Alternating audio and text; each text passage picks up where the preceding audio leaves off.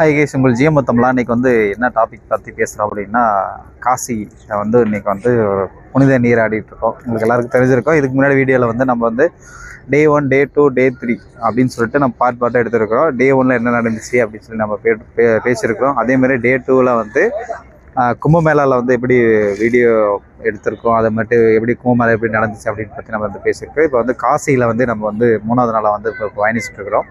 இப்போ காசியில் வந்து பயணிக்கும் போது வந்து இந்த இடத்துல வந்து அகோரிகள் என்னென்ன பண்ணுறாங்க, அதுக்கப்புறம் நம்ம தீமைகள், நம்ம சடங்குகள், இந்த மாதிரி விஷயங்கள்லாம் வந்து நம்ம வந்து செஞ்சாங்க.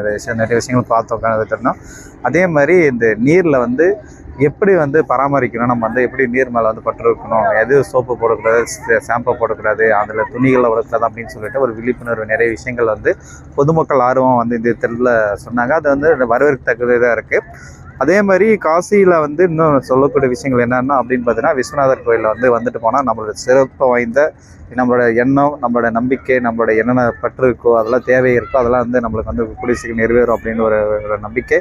அது மட்டும் இல்லாமல் இதில் வந்து படகு சவாரி செய்யும்போது நம்மளுடைய அந்த பக்கம் இந்த பக்கம் வந்து நம்மளை வந்து கூட்டிகிட்டு போகிறாங்க. அதில் வந்து ஒரு சிறப்பமாக இருக்குது. அதில் வந்து பணம் வந்து நிர்ணயிக்கணும். எந்த இடத்துலையுமே வந்து ஒரு நிர்ணயிக்கலாமல் ஒரு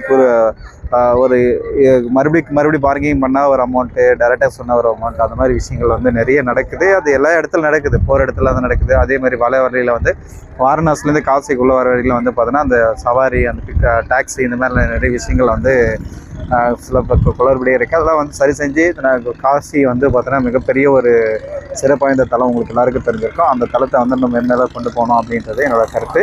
நீங்களும் நிறைய பேர் வந்து காசிக்கு வரணும்னு ஆசைப்படுவீங்க. காசிக்கு வரணும்னா என்னென்ன பண்ணணும் அப்படின்னு சொல்லிட்டு நம்ம சேனல் வந்து போட்டுருக்கோம். கண்டிப்பாக அந்த வந்து பாருங்கள். அதே மாதிரி நீங்களும் வந்திருக்கீங்களா இல்லையான்றதை கமெண்ட் பண்ணுங்கள்.